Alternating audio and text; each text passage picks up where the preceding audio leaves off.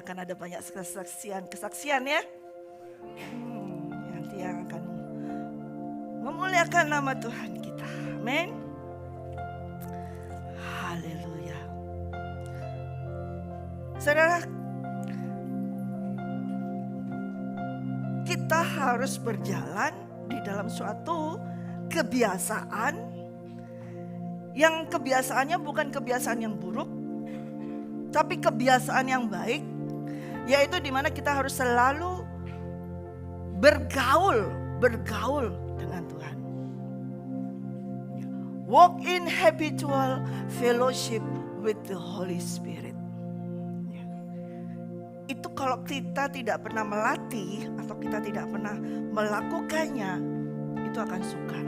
Sama seperti halnya bagi saudara semua yang pernah mengikuti latihan fisik, fitness atau segala macam.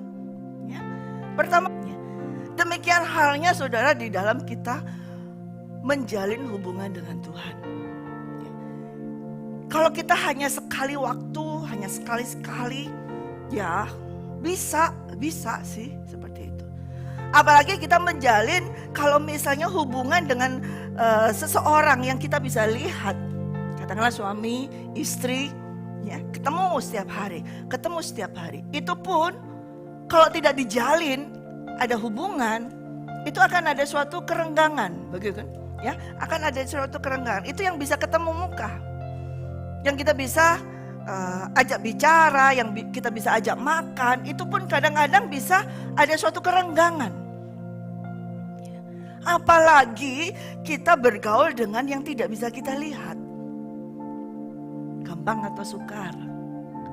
Dengan yang kelihatan aja sukar, dengan yang kelihatan aja sukar, dengan yang satu rumah aja sukar. Apalagi yang jauh. Ya, makanya itu ada yang berkata bahwa kalau hubungan relationship itu jarak jauh, pacaran jarak jauh, itu sukar. Pasti ujung-ujungnya banyak yang putus. Apa istilahnya itu Jess kalau hubungan? Oh, ya apa? LDL. Oh, saya pikir itu apa? Kolesterol itu LDL. Saya taunya itu soalnya. Sukar ya, betul kan? Gampang putus karena nggak kelihatan. Ya, pada saat yang bersamaan nggak tahu apa yang dia lakukan. Ya, engkau melakukan apa? Pasti nggak akan ketemu. Ya. Bagaimana dengan kita melakukan hubungan dengan Tuhan? Kita bergaul dengan Tuhan. Yang long distance itu, very long distance. Sukar. Tuhan sudah tahu itu. Sejak ketika manusia pertama jatuh dalam dosa, ya, Tuhan sudah tahu betapa sukarnya bagi manusia ini connect dengan Dia yang menciptakan, Sang Penciptanya. Sukar sekali. Manusia mencari sampai akhirnya muncullah patung-patung berhala, segala sesuatu dijadikan sarana untuk bisa berhubungan dengan Tuhan menurut mereka. Tetapi ternyata enggak, malah nyasar ke tempat yang lain begitu. Barulah Dia yang turun, Dia yang berhubungan dengan orang-orang yang Dia kehendaki. Itu pun sukar. Tidak bisa dengan semua orang. Dia hanya bisa bergaul dengan orang yang Dia sukai. Dia pilih tertentu saja. Tidak bisa semuanya. Ketika pada saat itu Dia menemukan hanya pada satu orang, Dia mulai tertarik pada satu orang, yaitu yang bernama Henokh.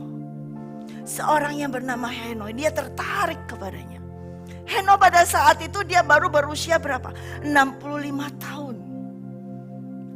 Masih muda apa tua? Muda apa tua kalau sekarang? Oh sekarang tua. Saya tanya sekarang kok, bukan dulu. Tua apa muda? Tua kan? Ya, 65 tahun. Dia menemukan seorang yang bernama Henokh.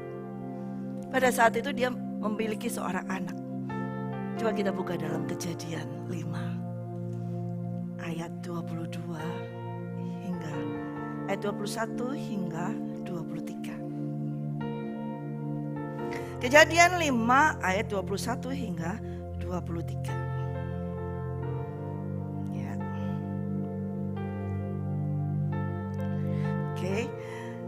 setelah Henokh hidup, yuk kita baca sama-sama.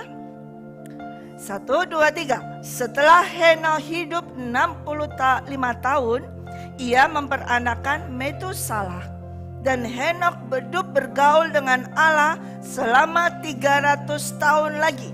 Setelah ia memperanakan Metusalah, dan ia memperanakan anak-anak laki-laki dan perempuan. Jadi Henokh mencapai umur 365 tahun. Dan Henokh hidup bergaul dengan Allah.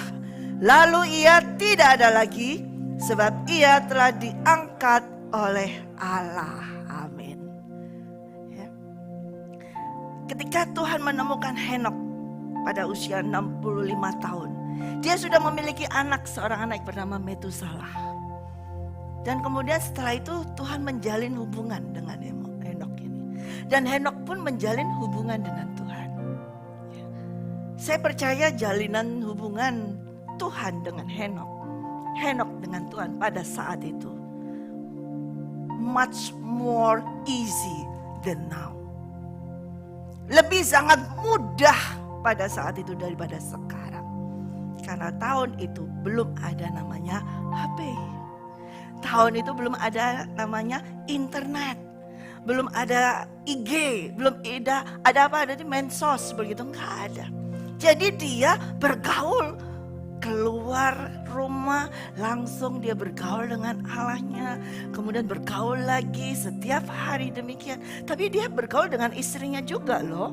Karena dikatakan setelah itu dia mempunyai anak-anak laki-laki dan perempuan. Tidak dicatat berapa banyak anaknya.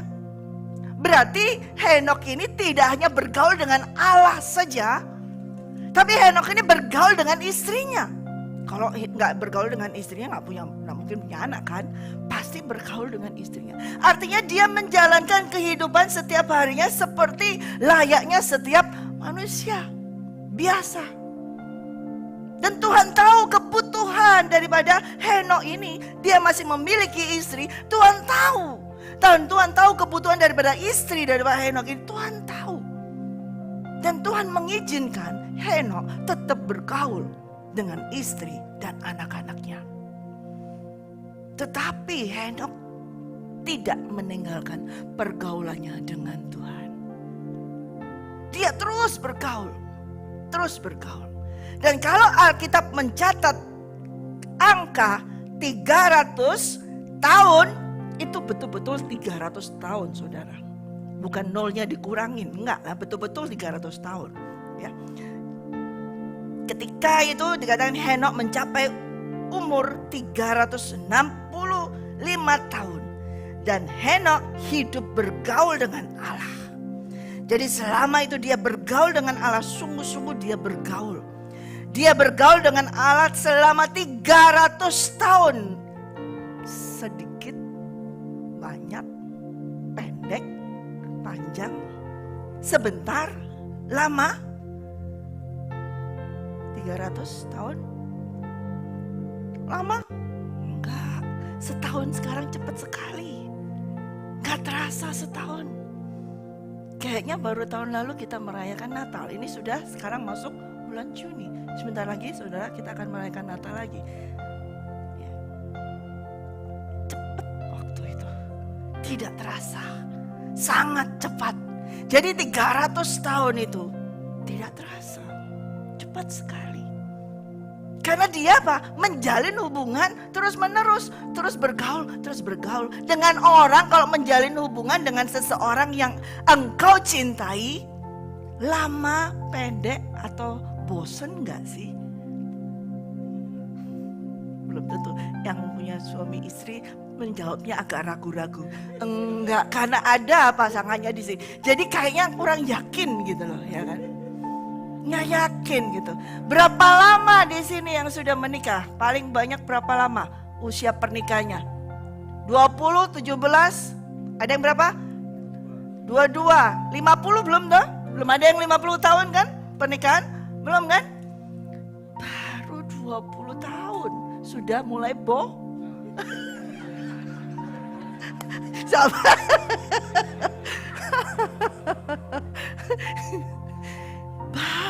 usia 20 tahun sudah mulai jenuh. Belum mau ngaku. Pasti saudara.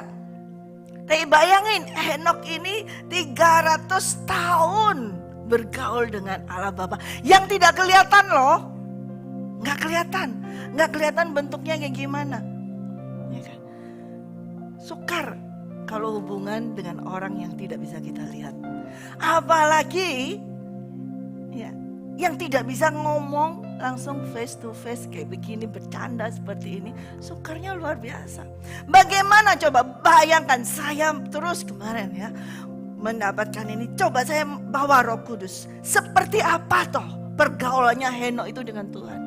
Seperti apa sih yang dikatakan Henokh hidup bergaul 300 tahun dan setelah itu tidak ada lagi karena ia diangkat oleh Allah. Kenapa? Saking cintanya Allah, saking Allah tidak mau terputus lagi hubungannya, diangkat dia. Hubungan yang seperti apa?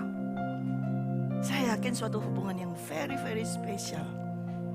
Nanti itu akan saya bawa, nanti saya akan sampaikan, belum hari ini. Ya. Tetapi yang mau saya sampaikan adalah kita harus terus menerus. Ya. Apa itu namanya bergaul? Bergaul itu apa? Walk in habitual fellowship. Berarti berjalan terus menerus dengan suatu kebiasaan bergaul, kebiasaan bersekutu. Bukan dengan manusia, tapi dengan Tuhan. Itu yang dilakukan Henokh. Ya. Kita mau bicara jujur sekarang hari ini. Saudara dan saya di sini sampai hari ini kita bergaulnya dengan Tuhan sebatas apa? Doa pagi, doa makan pagi, doa makan siang, doa makan malam, mau tidur, mau pergi, Tuhan berkati perjalanan kami. Terus apa?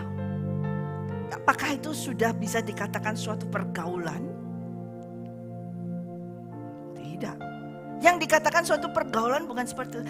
Bagaimana pergaulanmu dengan suami istri? Seperti apa? Pembicaraanmu seperti apa? Dari pagi sampai malam sampai pagi lagi. Adakah yang berbicara? Mungkin pada tahun-tahun yang pertama ini kayaknya ada yang ulang tahun anniversary. Ya, nanti bisa bersaksi. Anniversary yang ulang tahun yang pertama yaitu Eric dan Kila, ya kan? Waktu pertama mungkin ada perkataan, omongan yang aduh mesra banget kayaknya. Kayaknya aduh masih cinta banget gini. Setahun, 2 tahun, 3 tahun, betul kan Bud? 4 tahun, 5 tahun, lama-lama gitu ya. Lama-lama kalau sudah sampai gitu, sudah gak ada say I love you lagi. Sudah gak ada mungkin, ayo ini makan. Mau makan gak? Ayo makan. Nah, pasti seperti itu lagi. Bawain, bawa pulang, bawa makan. Ini aku bawa makanan. Dak, sudah ayo makan. Nah, sudah. Gak ada kalau dulu, yang sayang aku bawa makanan. Gitu seperti ini. Oh iya disuapin. Sekarang gak. Manasin tuh, cepet. Gini. Ayo cepet. Makan cepet. Semua cepet. Sudah, cepet, sudah. Ayo tidur, capek. Nah, sudah. Besoknya begitu lagi. Nanti sharing ya. Begitu lagi, apakah itu suatu pergaulan? Kenapa? Saudara masih tetap menjadi suami istri. Yes, saya percaya itu. Tapi jujur aja, namanya elektrik itu, setruman itu sudah mulai agak kendor. Agak kendor itu pasti. Kendornya itu dilihat lagi, sekarang dilihat lagi kalau malam itu. Dulu baunya, aromanya harum sekali, sekarang baunya itu apa? Bau minyak angin, bau remason, ya kan? Kalau malam tidur itu dulu baunya itu semerbak harum bunga. Tapi sekarang baunya minyak angin, bau seperti itu. Kayak tidur sama siapa gitu, begini gitu. Ya. Terus apalagi kalau dilihat kok malam itu bangun itu dengan bungkuk, misalnya sudah aduh sukar sekali bangun seperti itu ya. Sudah bungkuk, sudah aduh kenapa iya ini kecetit gitu seperti itu sudah. Terus malam tiba-tiba ada bunyi gelodak gitu. Apa ini? Yang nggak tahu kesandung lihat jalan sudah nggak bisa lihat lagi karena sudah rabun agak tua. Tuh. Hal itu tidak bisa dipungkiri, saudara. Itu akan terjadi. Kenapa sudah nggak ada setruman lagi? Karena sudah dilihat lagi. Tuh badan dulu keset sekali, sekarang kok bisa dipegang dur seperti itu. Wah, tuh ini kenapa kayak naik spring bed gitu ya, tuh seperti itu. Ya, wah, itu sudah nggak ada elektrik lagi, sudah nggak ada setruman lagi, ya kan? Seperti itu. Ya sudah malam. Ya akhirnya biasanya lampunya terang ya, karena aku pengen lihat wajahnya yang cantik terus. Sekarang kalau mau tidur matiin lampu supaya nggak kelihatan. Itu tipuan itu ya, atau tipuan supaya nggak kelihatan lagi. Ya sudah seperti itu. Sudah terima saja apa adanya diterima. Saudara, itu bergaul baru berapa puluh tahun loh, saudara. Betul nggak? Can you imagine 300 years, you know? Baru 20-an tahun di sini, belum ada yang sampai 30 tahun. Bagaimana kalau itu 300 tahun bergaul, berkomunikasi dengan yang tidak bisa dilihat. Itu sukarnya luar biasa. Sukar. Tetapi Henok melakukan itu, Henok berlaku terus menjadi suatu habitual. Nah ini. Ya. Saudara, pergaulan kita dengan Tuhan harus kita menjadikan suatu habit. Tahu habit itu berarti terus menerus dan tidak ada bosannya dan tidak ada jenuhnya. Itu terus menerus. Pada saat ditolong, pada saat tidak ditolong, pada saat dijawab, pada saat tidak ada suara, tidak dengar ketika berteriak Tuhan, kok nggak ada suara? Tuhan tolong, nggak ada yang jawab. Tuhan, sudah nggak ada kali Tuhannya, sudah pergi aja. Tapi Henok tidak melakukan itu. Ketika dijawab, ketika tidak dijawab, dia tetap terus bergaul dengan Tuhan. Dia terus bergaul dengan Tuhan. Dia terus bergaul. Dia terus mengungkapkan cintanya, kasihnya kepada Tuhan. Dia terus bergaul. Kalau pernikahan sekarang, lampu sudah dimatikan, dipanggil yang gak ada suara, yang sudah tidur, yang sudah ngor, ya sudah dia tinggal pergi keluar cari yang lain, ya kan? Yang ada di kulkas maksudnya, yang ada di rumah dicari, ya seperti itu. Yang sebelahnya sudah tidur, dia akan cari yang lain, makanan, lari ke makanan. Ini yang aku sayangin, nah bisa diajak ngobrol. Jadi malam-malam makan es krim segala macam seperti itu. Sudah tidur sebabnya.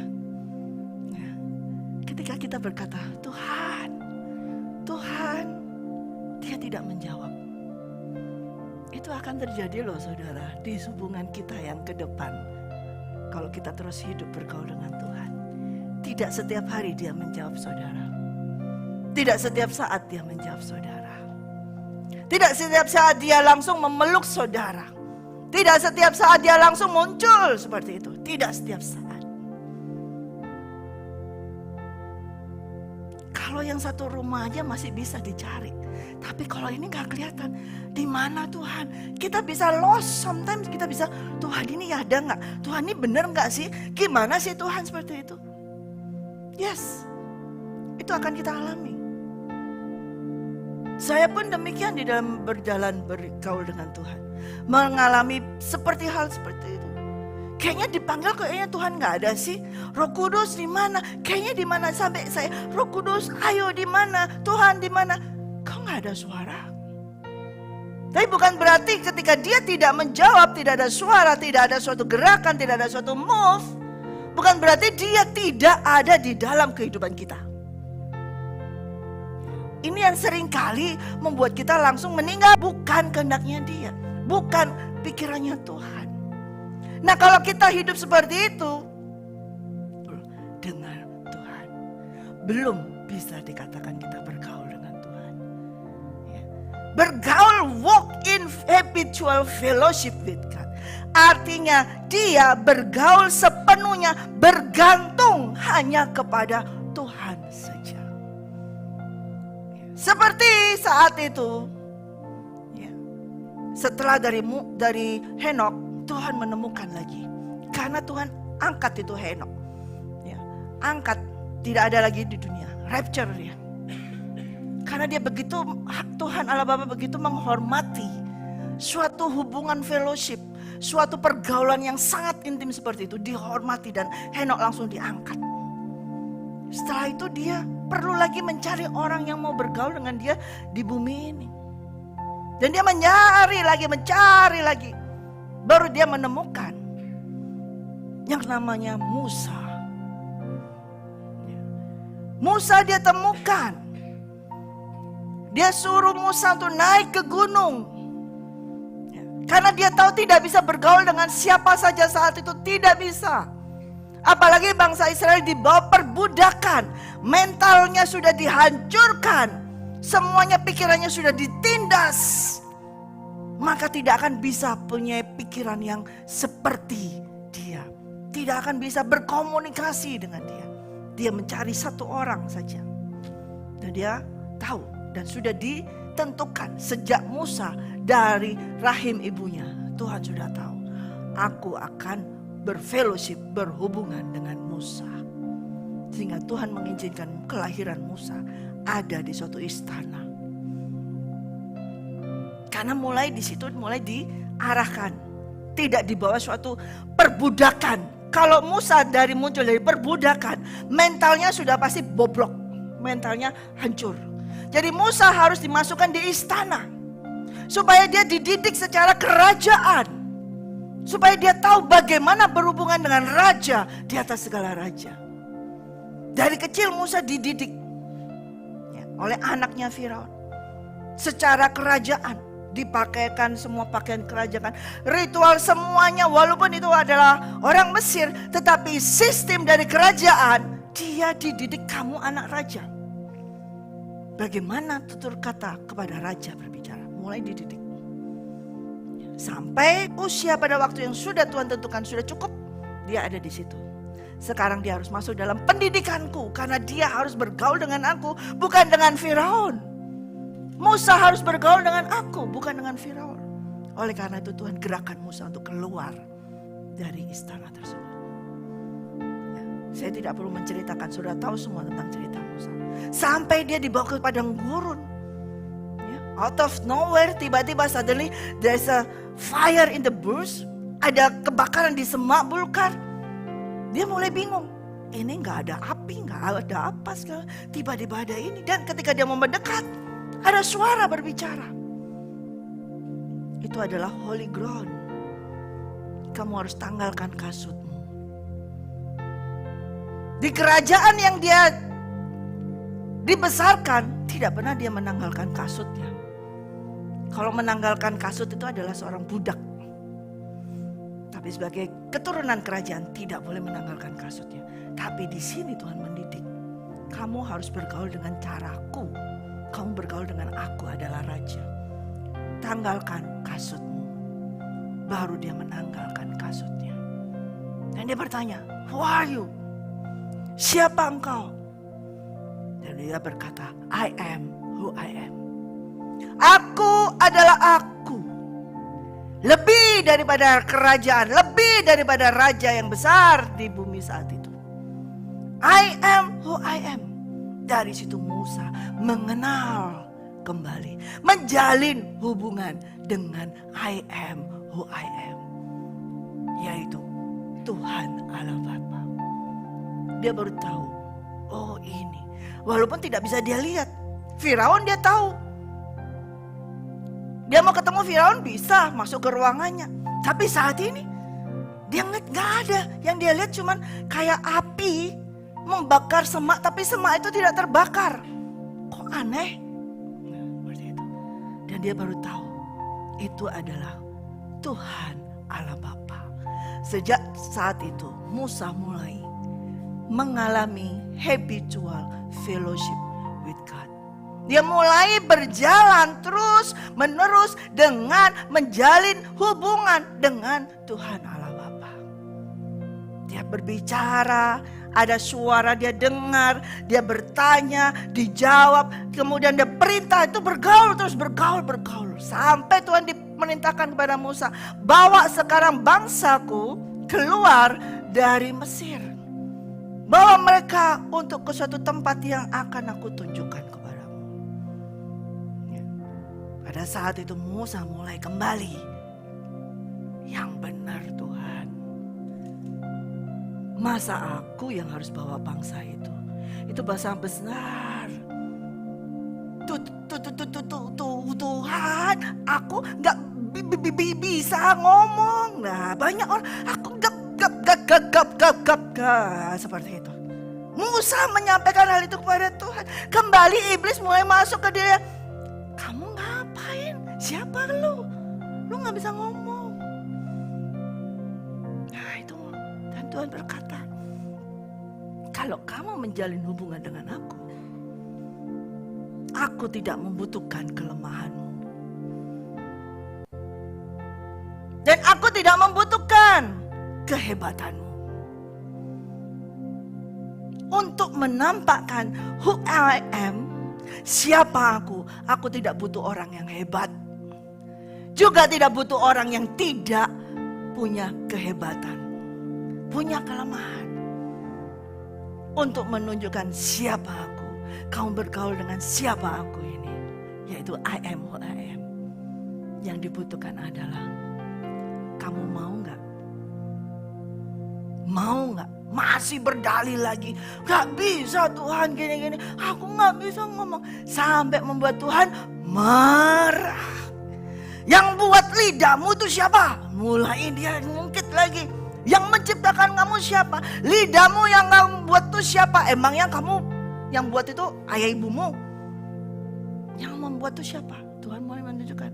Artinya apa? Kalau kamu bergaul dengan aku, memiliki hubungan fellowship dengan aku, tanggalkan segala sesuatunya. Tanggalkan semuanya, segala kehebatanmu, kamu menjadi putra Firaun, katanya pada saat itu. Tanggalkan, atau kelemahanmu, sekarang kamu mengalami kelemahan, tanggalkan semuanya. Dan tanggalkan semua kasut itu. Tanggalkan, masuk apa adanya. Di situ kamu bisa menjalin hubungan dengan aku. Dan Musa mengerti setelah itu. Sejak itu dia mulai bergaul dengan Tuhan. Bergaul dengan Tuhan, bergaul dengan Tuhan.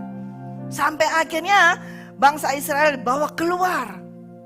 Di bawah pemimpin Musa dan Harun. Sampai masuk di padang gurun. Dari sejak saat itulah Musa terus bergaul dengan Allah Bapa. Tapi pergaulannya itu sukar saudara. Untuk bisa bertemu dengan Allah Bapa, dia harus naik ke gunung. Naik ke gunung itu gampang atau sukar? Siapa yang suka naik gunung? Tidak ada yang suka naik gunung. Gunung apa? Oh itu jalan.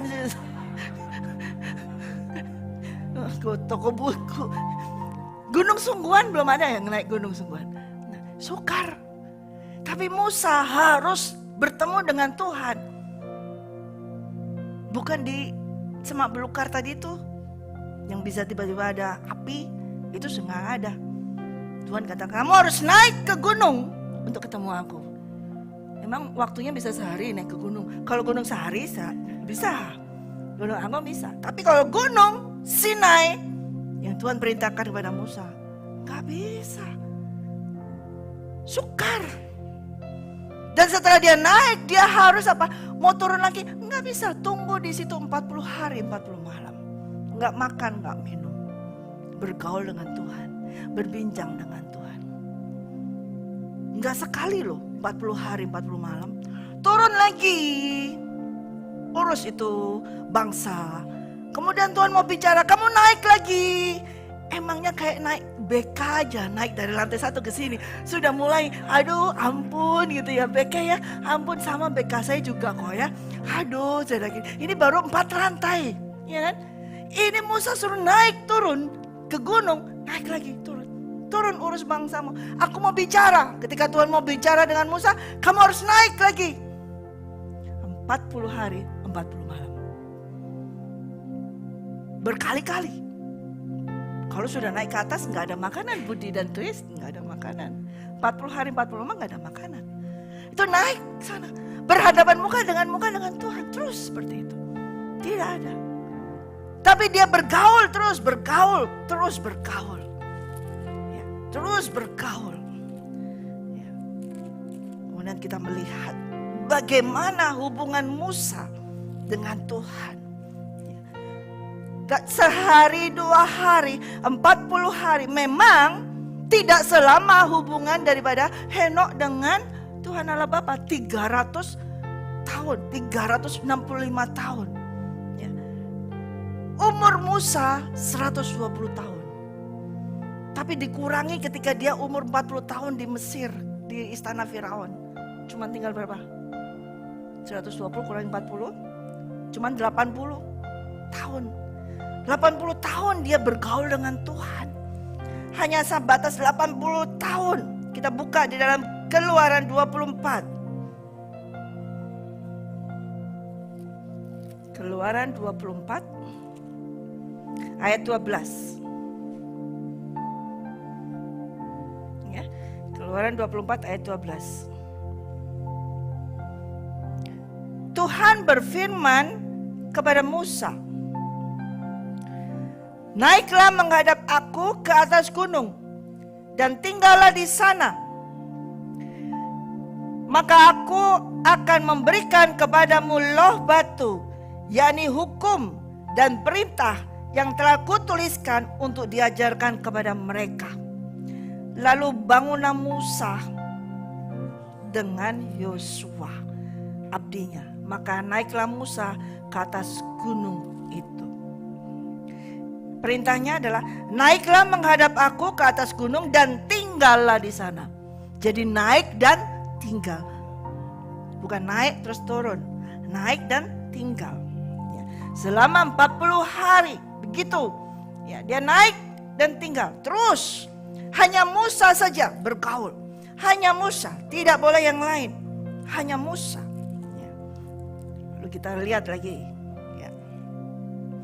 Di dalam pasal yang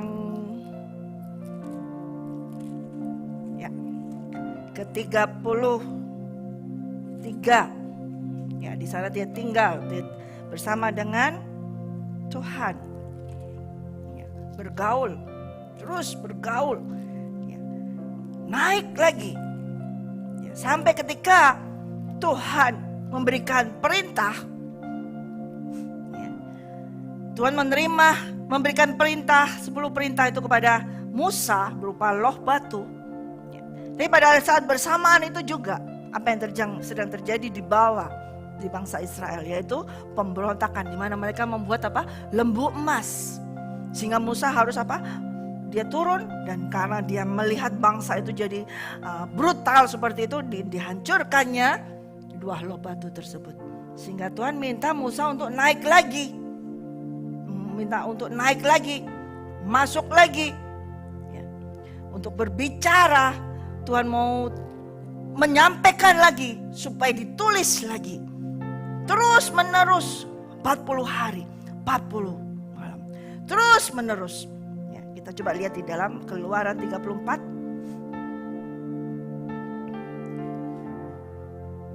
ayat 27.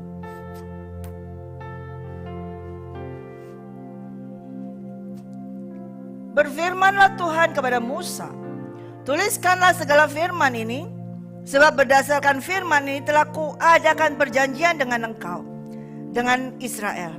Dan Musa ada di sana bersama-sama dengan Tuhan berapa?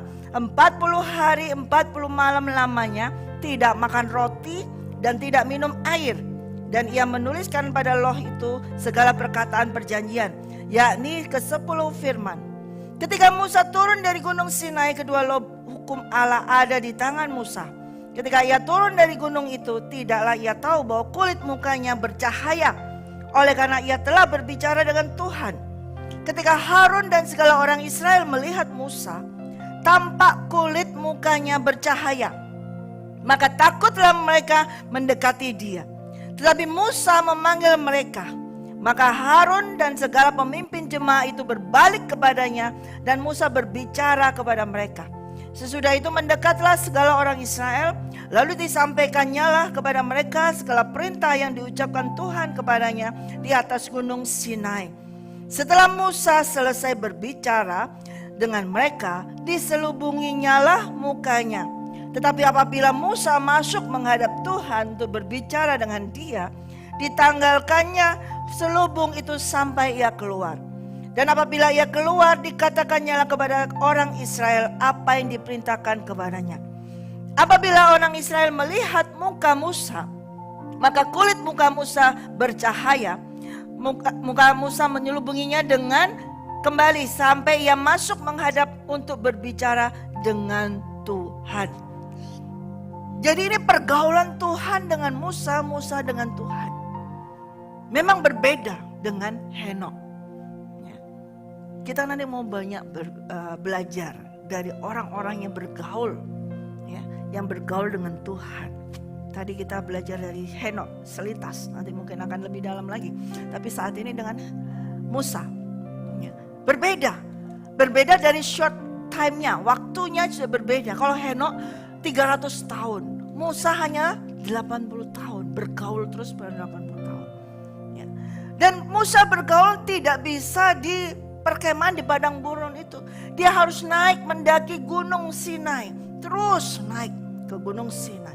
Terus bergaul dengan Tuhan, naik. Kemudian lama tinggal situ 40 hari 40 malam. Tidak makan, tidak minum. Bergaul terus, berbincang-bincang. Bercakap-cakap dengan Tuhan. Dia menulis semua perintahnya Tuhan. Segala perjanjian Tuhan dia tulis semuanya. Peraturan bagaimana untuk dilaksanakan, untuk memerintah, untuk membawa bangsa ini ke tanah Kanaan. Bagaimana, apa saja yang Tuhan izinkan, apa yang tidak Tuhan izinkan. Peraturannya apa, tulis semua, ditulis oleh Musa. Dia bergaul dengan Tuhan. Sampai berkali-kali dia naik, berkali-kali. Dan sampai ketika dia sudah terus bergaul dengan Tuhan, berbicaranya dengan face to face, menghadap muka dengan muka. Sampai ketika ia turun, suatu ketika dia tidak menyadari bahwa kulit mukanya itu berbeda. Kulit mukanya jadi bercahaya karena saking dekatnya terus bergaul dengan cahaya tersebut. Saking dekatnya bergaul dengan Tuhan Allah Bapa. Sinar terang itu. Jadi mukanya jadi bersinar terang. Dan ketika ia turun, karena begitu terangnya mukanya itu, semua orang jadi takut. Gak kelihatan mukanya Musa lagi. Tidak bisa ngelihat mukanya Musa lagi. Semua jadi takut. Siapa nih? Siapa ini? Dia takut. Semua bangsa Israel takut, gak mau melihat. Sehingga Musa harus menyelubungi muka dengan kain. Supaya tidak memancarkan sinar kemuliaannya Tuhan. Dan mereka baru bisa. Selama Musa belum menutupinya, mereka membalikkan badannya semua. Bangsa-bangsa itu membalikkan badan. Cuman mereka mendengar perintahnya. Jadi Musa harus menutupi supaya bangsa-bangsa itu bisa berhadapan dengan dia. Pergaulan dengan Tuhan harus selalu ada dampak yang keluar. Sekalipun Musa tidak selama Henok, tidak selama dia beratus-ratus tahun seperti itu. Hanya 40 hari naik dan tinggal 40 hari. Kemudian lagi, dan berkali-kali, gak sekali sih 40 hari. Terus selama 80 tahun. Yang dia bergaul dengan suara yang luar biasa. Dia bergaul dengan sinar yang dahsyat itu. Dan Musa tidak bisa melihat Tuhan. Tidak ada satu orang pun yang bisa melihat Tuhan. Dia hanya melihat sinar. Saudara kalau berdiri kemudian kau dikasih sinar yang terang, lampu yang terang, saudara gak akan menjadi apa? Seperti kayak blind ya, buta gitu ya. Karena sinar itu begitu membutakan mata itu. Sehingga gak bisa lihat orang. Gak bisa lihat orang. Dan ketika engkau keluar dari sinar itu, engkau ngeliat itu semua jadi buram semua seperti itu. Tapi beda dengan Musa. Karena dia terus bergaul dengan sinar yang luar biasa itu. Dia tidak menjadi buta. Justru dia memantulkan sinar itu. Justru dia menyinarkan, menjadi pantulan daripada sinar tersebut. Nah, itu yang harus kita pelajari dari bergaul dengan Tuhan. Kalau kita bergaul dengan Tuhan, harus ada sifat karakternya dia yang memancar keluar dari kita. Amin. Yang mungkin sesaat ketika itu keluar membuat orang takut. Orang takut kalau bisa dilihat kamu melakukan apa, kamu melakukan dosa, orang akan takut. Ketika mulai keluar karakter ilahi yang putih bersih, yang bisa melihat bersih, sinar, kelihatan semua bercak-bercaknya, kelihatan semuanya. Orang jadi takut. Takut kebongkar, takut ketahuan. Bangsa Israel demikian. Dia takut melihat Musa. Karena sinarnya begitu menyilaukan. Dan bahkan di perjanjian baru tertulis. Bahwa sampai hari ini mereka itu kalau seperti membaca firman Taurat itu seperti ada selubung. Karena semuanya itu ditutup. Ketika disampaikan firman Tuhan ditutup. Berapa banyak sekarang hamba-hamba Tuhan yang menutupi firman Tuhan. Yang tidak berani membuka sinar firman Tuhan untuk menerangi setiap dosa daripada seluruh jemaat. Mereka mencoba menutupinya. Disampaikan firman tapi diselubungi firman tersebut. Sehingga firman itu ketika yang diselubungi itu tidak bisa membongkar. Tidak bisa menguakkan segala sesuatu yang tidak benar. Makanya bergaul dengan Tuhan itu akan membawa dampak dalam kehidupan kita. Ya saudara, kalau engkau bergaul dengan Tuhan harus ada dampak dalam kehidupanmu. Yang sederhana saja. Mungkin belum menjadi mukamu jadi kinclong-kinclong gitu, mungkin belum kali ya. Seperti itu ya kan? Ya, mungkin nggak bisa bergaul ini terus mukanya dicung terus seperti itu, nggak bisa kali. Ya. Tetapi kalau engkau bergaul dengan Tuhan, paling tidak tutur katamu itu sudah berbeda dengan yang dulu. Ya. Kalau dulu omongannya itu pedes, nyakitin orang. Kalau dulu omongannya itu selalu sinis. Kalau dulu omongannya itu selalu menjatuhkan orang, bahkan membunuh orang. Sekarang harus omongannya itu adalah membangkitkan orang, memberi semangat kepada orang, membangun iman seseorang. Mulutnya, kata-katanya itu harus selalu memberikan suatu pengharapan. Bukan harapan kosong, tapi adalah pengharapan akan firman Tuhan. Sebelum engkau jadi mukamu jadi kinclong, cang begitu, biarkan kata-kata kita itu jadi betul-betul yang benar. Nah itu baru kita ini namanya bergaul. Amin. Jadi saudara, kita belajar ini dulu. Masih banyak sebetulnya serinya. Tapi karena waktu, ya, kita harus berhenti sampai di sini dulu. Ya.